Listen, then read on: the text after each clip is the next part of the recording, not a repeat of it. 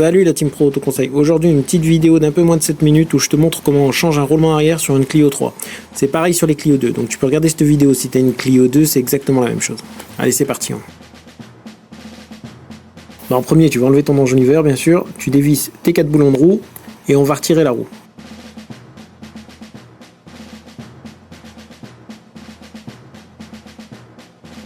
Après tu vas prendre un burin plat et un marteau et on va faire sauter le cache-poussière pour accéder à l'écrou qui tient le tambour de frein.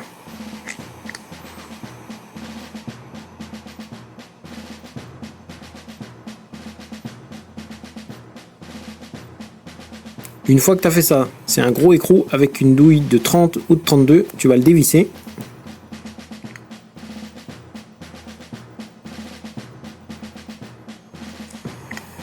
Et tu vas sortir ton tambour. Donc normalement si tes freins sont pas grippés, tu as juste besoin de le tapoter un petit peu des deux côtés, c'est assez facile à sortir.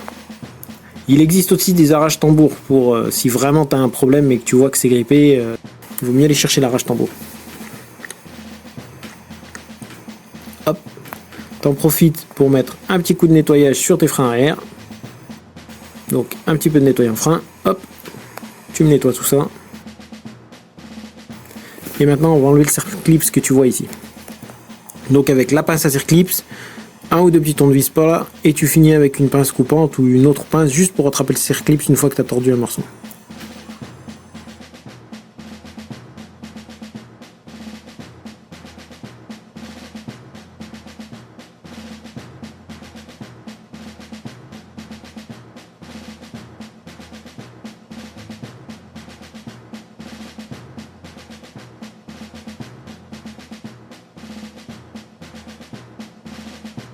Maintenant on va passer à la presse. Avec tes cales et une grosse douille, tu vas pousser ton roulement.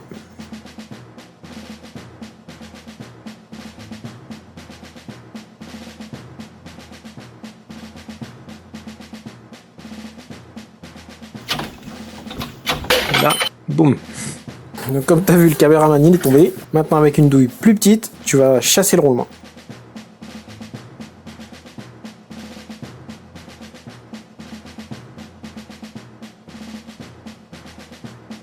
Là c'est plus facile, il y a moins besoin de pression que sur le premier effort. Au premier coup tu l'as dégrippé, donc c'est pour ça que ça a été un petit peu fort et puis là ça descend tout doucement. Là tu vas voir, ça va tomber.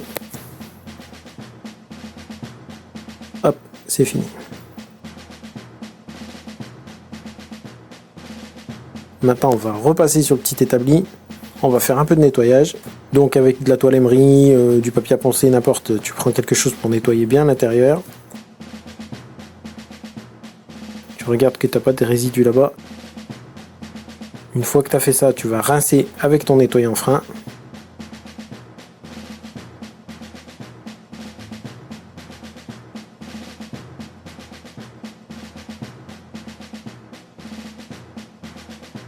Bien sûr, pour insérer ton nouveau roulement, tu vas mettre de la graisse.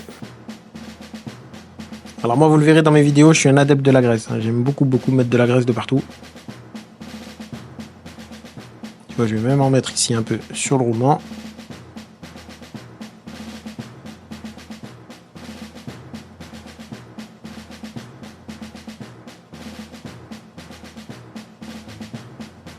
Et là, avec le vieux roulement, tu vas venir pousser le nouveau roulement au fond.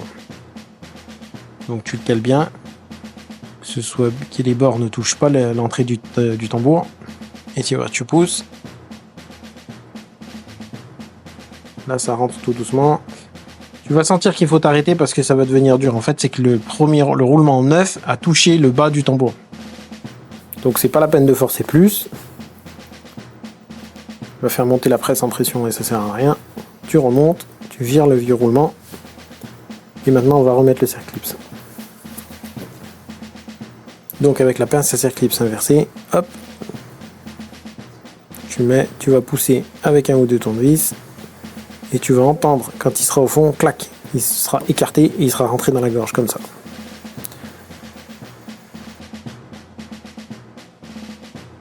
Maintenant, ici, tu vas chanfreiner à peine tes mâchoires de frein. Et tu vas graisser ici. Pour que ton roulement ne force pas quand il rentre. Là, j'avais oublié tout à l'heure, donc un petit coup de nettoyant frein sur le capteur ABS et tu remets ton roulement. Et tu remets ton tambour, pardon. Tu tapotes un petit peu pour qu'il rentre. Bien sûr, tu as graissé aussi l'intérieur de ton roulement. Tout à l'heure, tu m'as vu graisser l'extérieur, mais tu graisses aussi l'intérieur, forcément. Tu mets l'écrou de neuf qu'on te donne avec.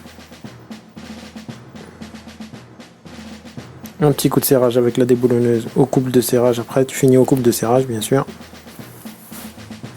Tu remontes ton cache-poussière. Donc, s'il y a un neuf, tu mets le neuf. Hein. Si tout ce que tu as en neuf, tu mets le neuf, hein, bien sûr. Tu vérifies qu'il tourne bien, que tu n'as pas de frottement. Tu remontes ta roue.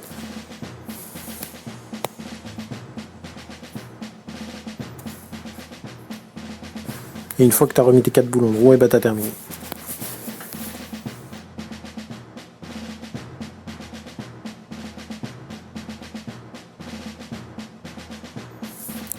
Voilà la Team Pro Auto Conseil, cette vidéo est terminée, donc je te laisse finir de la regarder quand je finis de visser les écrous et de remettre l'enjoliveur. N'hésitez pas à nous faire des retours, à nous dire ce que vous préférez comme tuto, si vous préférez les petites astuces rapides ou si vous préférez les tutos un peu longs. Si vous avez des voitures que vous avez envie qu'on fasse, eh ben dites-nous aussi, on a pas mal d'autos, donc n'hésitez pas à nous dire on aimerait voir là-dessus. Faites-nous des retours, n'hésitez pas, likez, abonnez, à plus sur Pro Auto Conseil. Ciao.